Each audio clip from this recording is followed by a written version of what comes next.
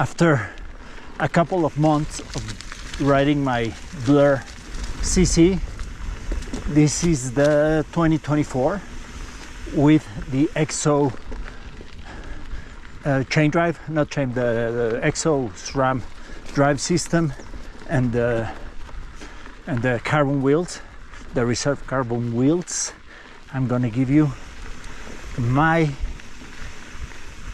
view on this bicycle and compare it to my last bicycle, which was the Giant Giant Anthem, the 2022 bicycle, I think it was. No, it was 2022 bicycle. First, I'm going to give you my impressions of this bicycle. I've had 3 cross-country bikes in the past, I don't know, 5 years. I had the old Specialized Epic, the Trans, and this one. I also do a lot of enduro racing and e-mountain bike, so I have the reference of these other disciplines. I'm in no way a professional, and I'm not young at all. I'm 53 years old, so it's not like I'm pushing things to the limit, but I would say I am an avid mountain bike rider. I ride 2-3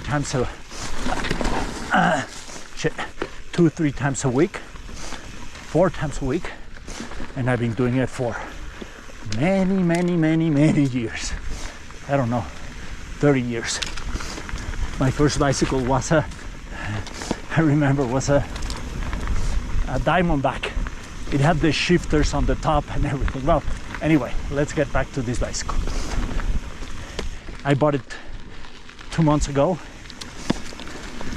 because I was doing more marathon racing, and I decided for the Blur TL, which is the one that has 115 in the back and 120 at the front, so it's a little more trail oriented bicycle.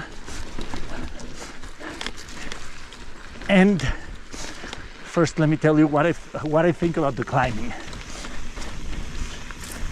It's good. It's a good bicycle. I wouldn't say it's the fastest climbing bicycle, but it definitely climbs well. And in a marathon race, I don't think you'll feel the difference unless you're a pro in the pro riding group. I don't think you'll see much of a difference, but and the only thing that I would do in this bicycle is the rear shock doesn't have the lockout, the remote lockout, so you have to reach down and lock the shock in uphills, not technical uphills. When the uphill it's technical, I prefer to leave the shock open because it's more active, but in fire roads and stuff like that, you have to reach down, and it's hard to find. It's easy to lock. It's easier to lock the shock, but once you want to unlock it, the air valve, the high pressure air valve, blocks the knob, and it becomes harder, and you just have to look down really fast. I have no issue without blocking the front suspension. My Giant Anthem had the twin block, and I liked it, but I don't think for my riding level and what I do, I don't think you actually need both to lock both suspensions. Okay, the rear lock. But I really like this bicycle. I haven't seen any changes on my uphill with my giant trans and this bicycle. I think they're very good. It has a solid platform for pedaling, and I don't think you lose much pedaling watts in the bicycle. I wish I could compare it to my Specialized, but the Specialized was very old, and it had the brain that was located in the rear axle, and it's different. The geometry changed a lot. And now let's go to the fun part, the downhill. Now it's time to talk about the descending capabilities of this bicycle. Just to give you a quick context, I have enduro and trail bicycles. I have a SantaCruz Mega Tower, and I have a Trans X bicycle. I also have an SL bicycle, a Heckler SL, and an Anthem.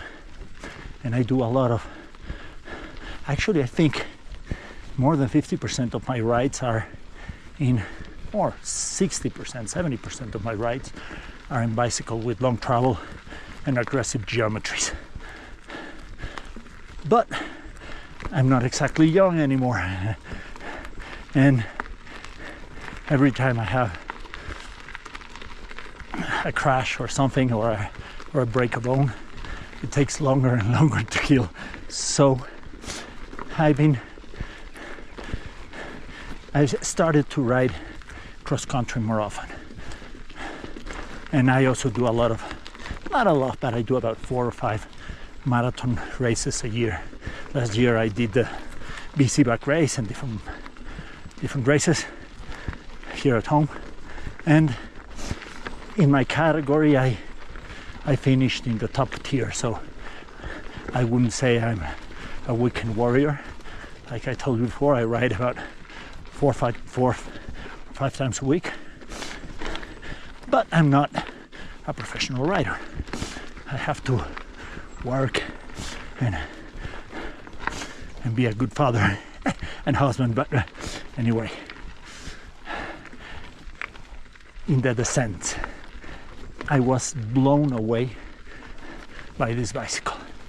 I thought that my Giant Anthem was a good descender because my previous bike was a Specialized Epic, and that thing did not descend at all.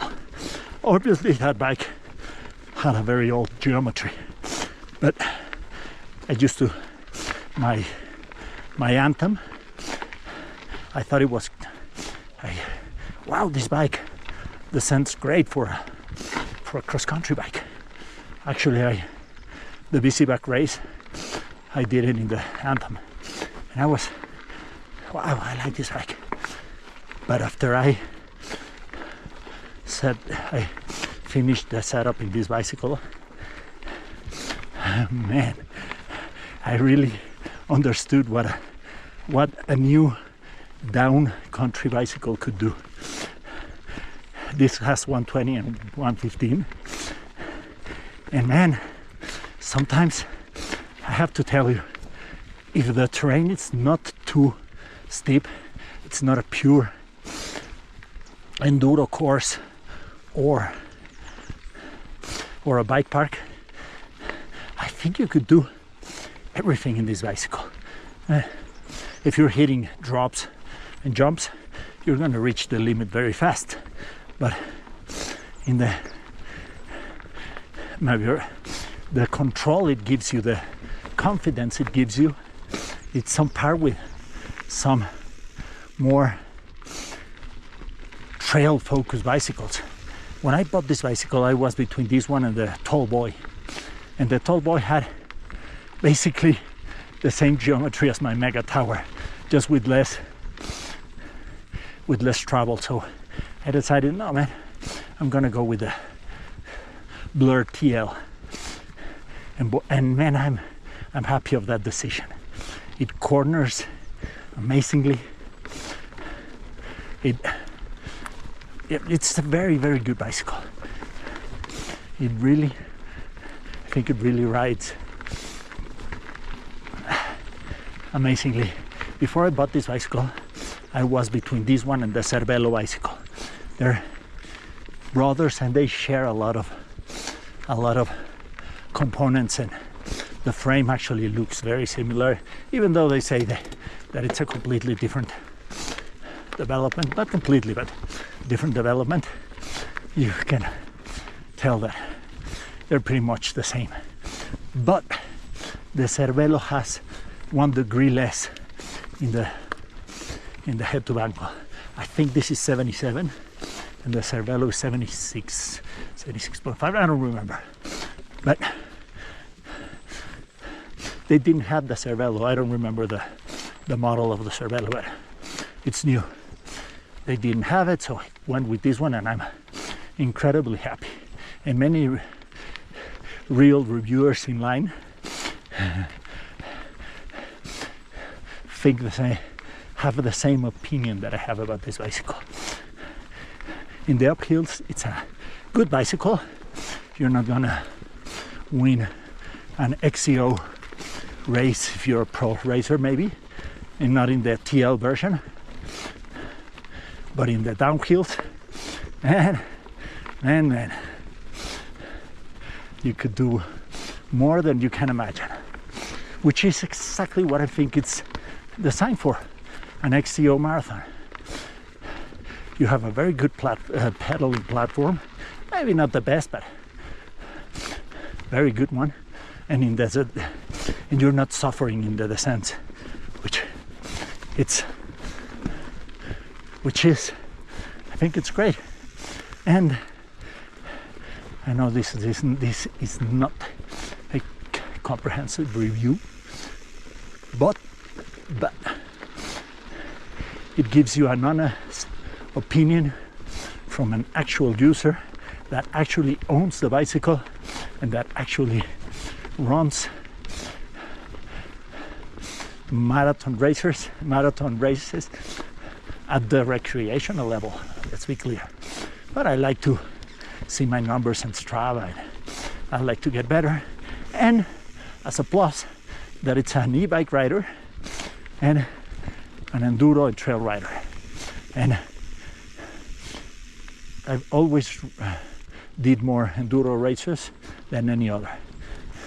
I think last year, 2023, was the first year that I only did 2 enduro races and I don't know, 5 cross-country races in different modalities. So I have a little bit of comparisons and perspectives of the different modalities, and I also have a gravel bike, and I don't like it. I think it's confused in its that discipline is confused in its origins, but not origins, in its conceptions. If you have a good cross-country bike like this one, I just don't understand why would you want to go in a drop bar, non-suspension, small tire bicycle, just to punish your back and your knees. But it's good. It's fun when you're riding with, sort of fun. I'd rather do road cycling. I used to do a lot of road cycling, but I don't anymore. I'm too afraid of cars. I've never seen a rock or a tree run over a cyclist. Well, here, let me find some. Hola. Some sun and show you the bicycle. That's an e-bike. Okay, here's my bicycle.